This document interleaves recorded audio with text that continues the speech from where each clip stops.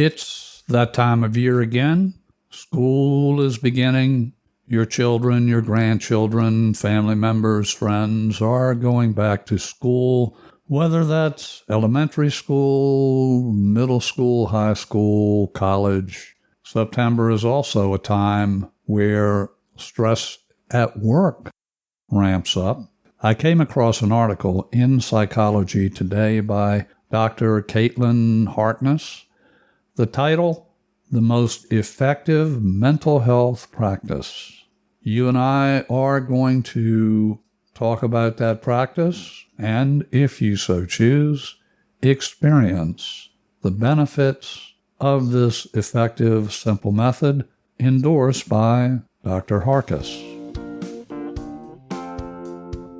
Your host here, Stephen Carter, founder of Stress Solutions, LLC. I do thank you for joining us. Over more than 4 decades, I have helped thousands and thousands of people let go of stress and change their lives for the better. You can learn more about me and the various podcasts and videos that I've produced by visiting stressreliefradio.com, stressreliefradio.com. As we begin the process of returning to school, returning to ramped up offices. Some of us are actually going back into office environments that we haven't had to go into for perhaps a couple of years. These experiences can create what's called the stress response. This article by Dr. Harkess is entitled The Most Cost-Effective Mental Health Practice, the evolutionary context of a therapeutic breathing practice. This in the Phychology Today online publication dated August 22nd, 2022. Why is breathwork so effective, and why does she call breathwork the most cost-effective mental health practice? Key points from this article. 1. You can control your breath as it rests on the border of the conscious and unconscious. Secondly, stress turns on your fight or flight response, which is an unconscious evolutionary response. Third, you can perceive neural stimuli as threats, as for example in a text message, because inflammation in your body is communicated as danger to your brain. And finally, diaphragmatic breathing can stimulate your vagus nerve and induce a relaxation response, which influences neural, endocrine, and immune processes. So what is the vagus nerve? It is an ancient nerve associated with our reptilian brain.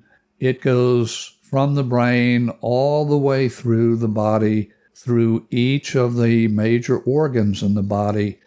It sends information from the brain to the organs. Even more important, about twice the information moves from the organs up to the brain, enabling the brain to signal necessary changes in the physiology and neurology of the body to help reduce the stress response and to create the relaxation response.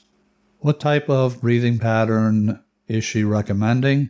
She's recommending what's called diaphragmatic breathing. If you've ever taken a yoga class, I'm sure you've experienced a variety of different breathing methods. The simplest method by far, and the one that she is recommending here, is diaphragmatic breathing. What is diaphragmatic breathing? It is belly breathing. Most of us in the West breathe from the upper chest. Our breathing rate is fast. This is in part because the breathing is responding to the fast-paced imagery occurring in the brain. The more brain activity we have as far as thoughts are concerned, the more likely we are to breathe in the upper chest. Highly visual people are particularly involved with chest breathing. Interestingly, those who we call auditory thinkers are more likely to breathe in the middle chest area. And interestingly, again, those who are more kinesthetic are more likely to breathe slowly or more slowly and breathe diaphragmatically. To make sure that you are involved in diaphragmatic breath work, simply take one hand, place it on the chest, take the second hand, place it in the solar plexus area, settle in. As you begin to breathe, make a conscious effort to bring awareness to the lower hand. Underneath of that hand, as you breathe in, that is the hand that should move first. We'll use an in-breath for a count of 5. And by the way, you can use an in-breath for the count of 4, 5, 6, whatever's comfortable for you. We'll just arbitrarily choose 5. So breathe in, and the hand that is on the solar plexus should move first.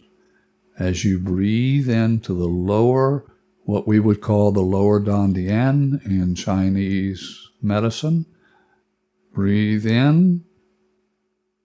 1, 2, 3, 4, 5. And breathe out. 1, 2, 3, 4, 5. On the in-breath, the lower hand will move or should move first because that indicates you're actually breathing diaphragmatically. And as the lower part of the lungs fill with air, you'll notice that then the upper part of the chest will kick in. And when you are full, it's going to feel very comfortable to you, or very likely will feel comfortable. And as you exhale, you will begin to exhale from the upper chest. 1, 2, 3, 4, 5. The last exhalation will be from the lower solar plexus. So think of it as a balloon. As you blow up the balloon, you're going to blow up the lower area first. And as the balloon fills, then it'll be filling the top. And as it exhales, or as you exhale, the balloon is releasing carbon dioxide from the body. And again, thinking of the balloon, it's going to release from the top of the opening of the balloon and ultimately completely leave the balloon or leave your body from the lower dantian or the lower solar plexus. This is so effective, simple, and as Dr. Harkess suggests, it is the most effective mental health practice.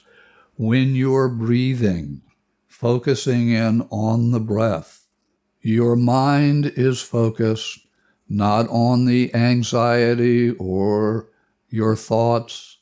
It's focused on the physicality of your breathing. And that leads to what we call the relaxation response. Once you've practiced diaphragmatic breathing 3 or 4 times, it will become more natural for you. You will need only to tell yourself, oh, I'm feeling stressed. It's time to breathe diaphragmatically.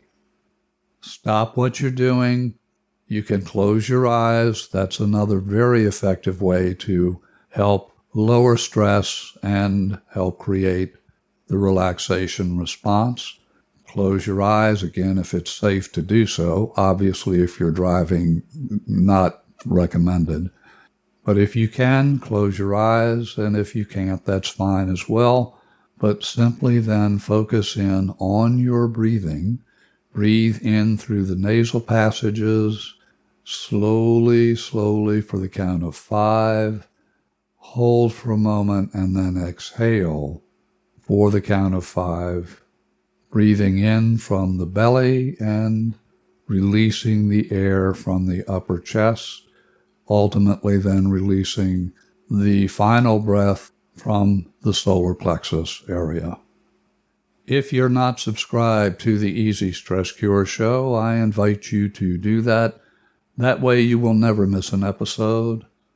Again, find us at stressreliefradio.com, stressreliefradio.com, to be in touch with me, to share your thoughts about this or any other episode. Email me at cartermethod@gmail.com, cartermethod@gmail.com. I will have Dr. Kaitlin Harkess's article linked in the show notes.